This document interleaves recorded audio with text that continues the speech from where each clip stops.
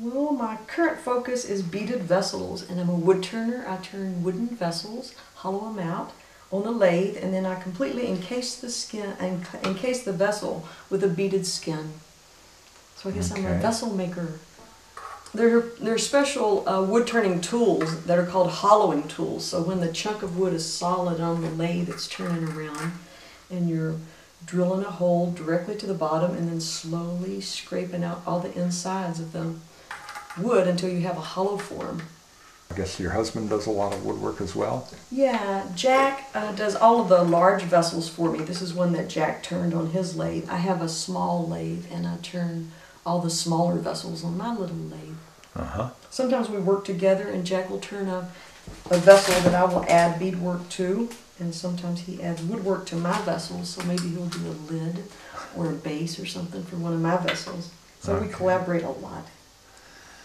I do attach my first row of beads to a piece of leather, so that provides a place to begin. So you have the leather is part of the work? Yeah, it provides a foundation to stitch my first row of beads to.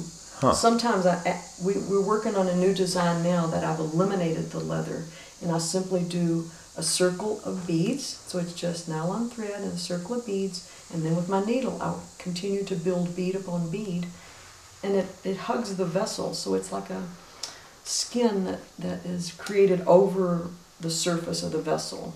So it hugs it. I like to say it fits like a glove. So there's no need to glue it. It's really a custom fit. One bead at a time, I'm creating this structure that will perfectly cover this vessel. So it just floats over the surface. There's no glue necessary. What kind of thread are you using? For about 15 years I was a leathersmith. I worked with leather, did my glass beadwork onto leather. That's when I was doing the bead embroidery. So I have many pounds of nylon thread that I used on my industrial sewing machine, so I use that thread for my beadwork.